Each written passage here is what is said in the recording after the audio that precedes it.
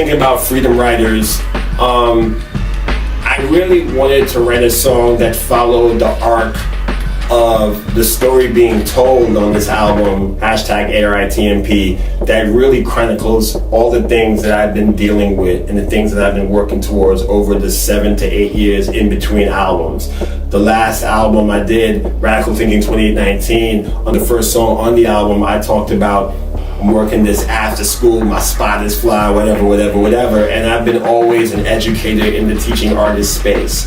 And the reason why that's important to me is because I felt like I have an opportunity to get with kids, whether they're in preschool, elementary school, middle school, high school, and work with them in a way where the average teacher may not necessarily have the chance to work with them, in a way where we're exploring their gifts, we're exploring their ways of expression, and through that, they're opening up in a way that they may not do with the average teacher.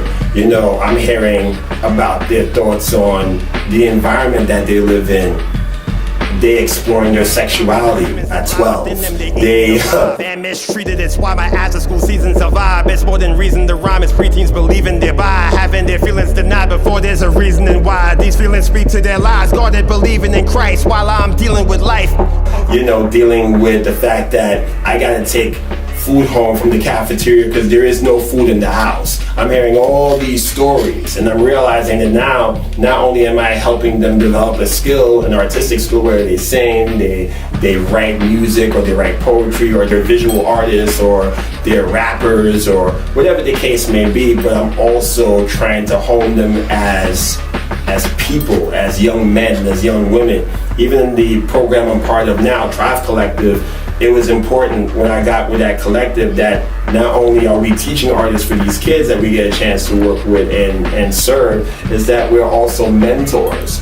And so that whole brain trust of ideas and this career path I have really made me think about writing a song called Freedom Writers, where it's like I am writing on behalf of God, a Christ who died for us so that we could have absolute freedom, the greatest freedom you could think of. And I'm realizing that once I'm in the situation with these kids, I'm using my examples so that I can point them towards God in a way that they may not even expect.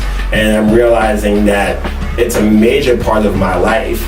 It even took me away from music for a bit, and just how important it is to have serious educators. And Adam, if you don't mind, I want you to break down your history, because you're also a person that's coaching and teaching an art form in of itself. And talk about that real quick.